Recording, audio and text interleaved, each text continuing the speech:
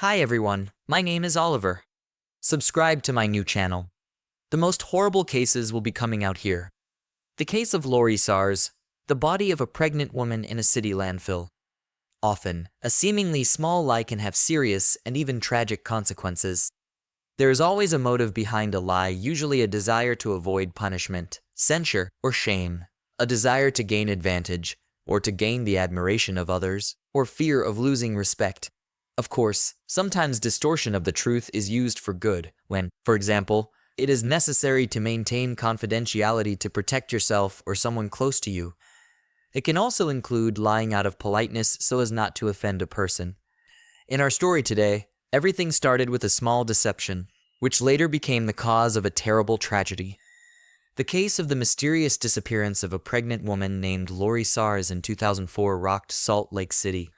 She was reported missing by her husband, and a massive search organized by the police attracted national attention.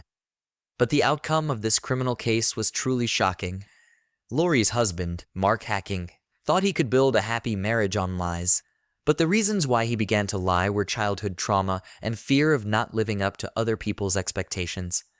This story was widely discussed in the media, became the subject of numerous television talk shows, and became the basis for feature films. What do we know about the victim, Lori Sars? Lori K. Sars, married name Hacking, was born on December 31, 1976, in the small city of Fullerton in the state of California. The first years of the girl's life were spent in a children's orphanage, where she went immediately after birth. There is no information about her birth father and mother. It is known that at the age of 2 years old, the child was adopted by a religious couple, Thelma and Geraldo Soares. Geraldo was born and raised in the state of Sao Paulo in Brazil. He worked as a Portuguese and English teacher at Sunny Hills High School. He and Thelma met in the early 70s in Rio de Janeiro when they arrived there as missionaries for the Church of Jesus Christ of Latter-day Saints. They were soon married, but the couple never had biological children together. When the couple moved to Fullerton near the end of the 1970s, they adopted Lori. Later, they also adopted a boy named Paul. In 1987, the couple divorced, and the adopted children were left to live with Thelma. Mother, daughter, and son moved to Utah and settled in the town of Orem, where Lori and Paul graduated from high school and later entered one of the universities. Local universities. Our today's heroine grew up a kind, active, and responsive girl. She always had a lot of friends, and she was also very close to her adoptive mother. First and only love. At the age of 19, Lori met her future husband, Mark Douglas Hacking. He was born in April 1976 in the state of North Carolina, in a fairly well-known and respected family of doctors, where he was the youngest of 3 sons. The head of the family, Douglas Hacking, was a prominent pediatrician. His mother, Helena, worked as a nurse, and older brothers, Scotty and Lance, built successful careers in science. Mark gave the impression of a driven and ambitious man. He also aspired to build a career in medicine like all his family members. He was attentive, caring, and seemed to make a strong and happy family. Lori fell in love with him at first sight, and they never parted. After 5 years of a romantic relationship, the couple got married.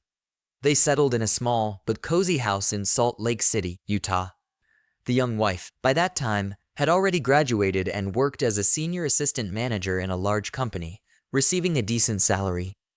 Mark, as he claimed, had just graduated with honors from the University of Utah with a degree in psychology and entered medical school in North Carolina, where he and his wife were going to move in the summer of 2004 so that he could continue his studies. In June 2004, Lori told her husband the happy news that they would soon become parents for the first time. The happy couple were preparing for the addition and were busy organizing the upcoming move. Lori was being transferred to a similar position in the North Carolina branch of the company, and Mark, after graduating from medical school, expected to get a position as a doctor in a large medical center. They had a new life ahead of them, but suddenly everything was cut short. Where did the pregnant girl disappear to? On July 19, 2024, Lori, who was 3 months pregnant, mysteriously disappeared. On that day, her husband called her work phone to say that she had forgotten her cell phone at home. However, he was answered by a colleague of Lori, who reported that Mrs. Hacking did not come to work today which was very strange because she had never allowed this before, so there must have been a good reason for it. A few hours later, Mark went to the police station, where he reported that his pregnant 27-year-old spouse was missing. According to him, Lori had gone to a local park in the morning, where she usually exercised before work, but never returned home afterward. At first, he thought his wife had gone straight to the office because she was in the car, but he soon saw that she had forgotten her phone at home and decided to call her at work to tell her about it. That's when he found out that Lori hadn't shown up for work either. Police officers listened carefully to the concerned man's story, but noted that, according to protocol, a search for a missing adult would not begin until 24 hours after the disappearance. At that point, Mark said he would begin searching for his spouse on his own because he was worried she might have gotten sick and might need help. According to Hacking, he walked to the park where Lori was going that day and saw her car parked at the edge of the neighborhood, but she was not in it or in the park. Then he returned home and began to call all friends, relatives, and colleagues of the girl, trying to find out when they last saw Lori or communicated on the phone. But it turned out that on July 19th, Lori did not contact anyone. This information caused a wave of concern, so everyone who knew Lori, as well as people who cared about her, immediately went out to search for her. Before the police got involved in the process, several hundred people from among her relatives, friends, acquaintances, and simply concerned people who heard about the story had already come out to search for missing Lori. They combed the area, talked to neighbors, local shopkeepers, and passers-by, trying to find out if any of them had seen Lori, and also put up flyers with her photos. On July 20th, when Lori was officially reported missing, the information about the incident was leaked to the press and was widely covered. The relatives of the missing girl decided to organize a press conference and, from the screens, appealed to the people of Salt Lake City for help. Mark looked grief-stricken. He cried and begged everyone who knows anything about the whereabouts of his pregnant wife to respond. By the evening of the same day, about 1,000 people were already involved in the search. When the police examined the found car of the girl, they did not find any traces indicating a struggle or the presence of outsiders. But they found one detail very strange, namely, the position of the driver's seat. The fact that Lori was quite petite and her height was less than 525 ft, but at the same time, the seat was moved backwards so much that there would fit a grown man. Lori herself simply would not reach the pedals. The weirdness didn't end there. During a search of Hacking's home, the keys to the car found in the park were unexpectedly discovered. But how could they be in the house if Lori, according to her husband, had left in the car and never returned? This circumstance immediately cast suspicion on Mark, but he explained that the keys had been in the ignition when he found the car and that he had unknowingly taken them out and taken them home. This was not a good reason to detain the man, but it made law enforcement officers take a closer look at him as a person involved in the disappearance of his wife. However, soon the suspicions were confirmed in a most unexpected way. Out of his mind with grief the day after Lori was reported missing, police received a report that Mark Hacking was running naked through the streets of the city, screaming incoherently. The man looked distraught and behaved inadequately, so a medical team from a psychiatric clinic was called to him. Many believed that the unfortunate man had gone mad because his wife was missing, but the police suggested that he might have faked insanity to avoid. While the man was in the psychiatric ward for evaluation, investigators secured permission for a thorough search of the couple's home and found frightening evidence indicating that the missing Lori may no longer be alive. The disappearance case could soon be reclassified as accidental or premeditated murder. Washed-up traces of blood were found in the marital bedroom, as well as fragments of bloody bedding. At the same time, a brand-new spring mattress was on the bed, the receipt for which was found in the nightstand, and the crumpled packaging for it was in the trash can. Judging by the date and time on the receipt, the mattress was bought in the morning of July 19th, when Mark, according to him, was walking in the park in search of his wife. Also, under the closet, law enforcers found a large kitchen knife with traces that looked like dried blood. Another interesting find awaited the investigation in the living room, where an envelope addressed to Mark was lying on a table.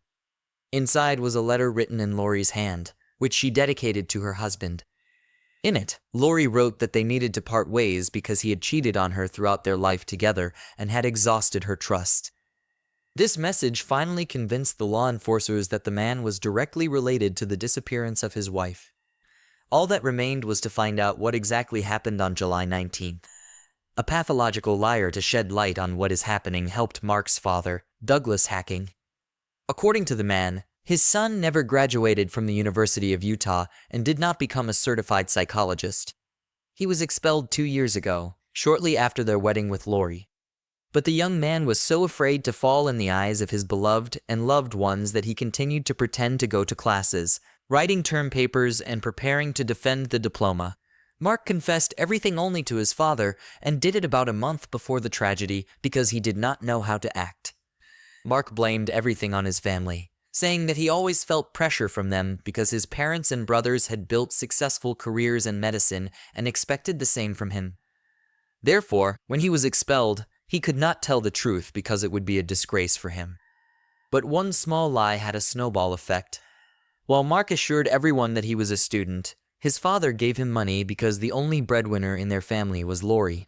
When the time of diploma defense approached, Mark said that he decided to continue his education in medical school, and he pretended to look for a suitable school in different cities and states. In the end, Douglas decided to help Mark and arranged an interview at a medical school in his native North Carolina. But that's when it became clear that he didn't have a degree. Douglas insisted that his heir tell his wife about everything, but he continued to lie to her, saying that he was already waiting for him in the educational institution where he had entered, thanks to the fact that he graduated with honors from the Faculty of Psychology. The spouses were seriously preparing to move, and Lori was engaged in a work transfer to another state. But then, Douglas decided to intervene in the matter and told his sister-in-law the whole truth. The girl was shocked by the news. She was expecting a child from a man who had lied to her all the 2 years of their married life. Lori did not understand how to proceed because she could no longer believe this man and make plans for the future with him. Colleagues at work said that for several days she walked with tearful eyes, but decided to tell everything only to one of her closest friends. It was her friend who advised her to express all her pain and worries in a letter. An unexpected confession. On July 25th, 6 days after Lori's disappearance, Mark, who was in a psychiatric hospital, was visited by his older brothers. The man confessed to them that he had taken the life of his pregnant wife by shooting her with a .22 caliber rifle. However, he didn't go into details right away, so the investigators had to guess what really happened in the Hacking house. During the search, a dumpster at the local hospital was found with a cut-into-pieces spring mattress with blood stains and dark hair, which, as established by the expertise, belonged to Lori. Mark had hinted to his brothers that he had done the same thing with his wife's body, bagged it up, and thrown it in a dumpster, but no trace of her was ever found. So police, with dogs and hundreds of volunteers, had to scour the city's massive landfill. At the same time, there was still the possibility that Mark was deliberately lying or fantasizing because of his ailing condition. Police officers had no doubt that the man had massacred his spouse, but lawyers insisted that it was unprovable until there was a body. Nevertheless, on August 2nd, the man was formally charged with first-degree murder and obstructing an investigation and transferred to the jail's mental health facility. A grisly find in a landfill. On August 9th, Lori was officially declared dead, and the search for her body became a top priority for the police. The work was carried out for 2 months, every day, 12 hours a day. During this time, the searchers shoveled tons of garbage at the city dump, but their efforts were not in vain. On October 1st, 2004, human remains were discovered at the dump. On the same day, an expert examination confirmed that they really belonged to Lori. According to the investigation, on July 18th, Lori wrote a note to her husband in which she said that she planned to divorce him because she found out that almost everything he told her about and what he told about himself was a lie. He never graduated, never applied to medical school, and planned to continue living on his father and wife's money. But instead of agreeing to a divorce, Hacking shot and killed his spouse. It happened at night when she was already asleep in bed. The man simply put a rifle to her head and shot her, and then began to cover his tracks and make a case for her disappearance. Trial and sentencing. Initially, the prosecution planned to seek the death penalty for Mark. However, at that time, there were still doubts as to whether he was aware of his actions at the time of the crime. Later, The punishment was changed to life imprisonment. Only in April 2005, the accused, under the pressure of evidence and following the advice of a lawyer, confessed to the murder he committed, but he could not explain the motive of his deed. The man sobbed, saying that Lori was the best thing in his life, and he was very afraid of losing her. On that fateful night, he allegedly lost his mind, took a gun, and put a bullet in the head of his sleeping pregnant wife. Mark blamed his mental instability on his family, who, in his opinion, always put too much pressure on him, demanding excellent studies and high results in everything. After dropping out of university, he felt shame for not living up to other people's expectations, and this led to the lies in which he himself became entangled. Hacking was brought to court hearings in a bulletproof vest because he received repeated death threats. On June 6, 2005, the defendant was found guilty of first-degree murder and sentenced to life in prison with the right to apply for parole no earlier than 2035. All appeals filed by Mark and his attorneys were denied. After the verdict was announced, the murderer himself stated that prison was the right place for him, although full redemption of his guilt was impossible. Lori's family decided to remove the name Hacking from her headstone and bury her under her maiden name, Suarez. This, according to Thelma, was to distance themselves from the killer who deprived her of her daughter and future grandson.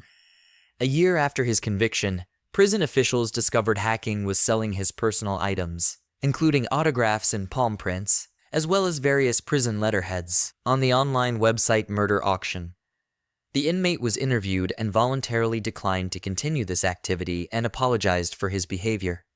It is known that for several years after Mark was sent to the Utah State Correctional Institution, he corresponded with his former mother-in-law, Thelma Soar. The religious woman wrote that she forgave her son-in-law and is trying to move on with her life despite the fact that the pain of loss continues to torment her heart.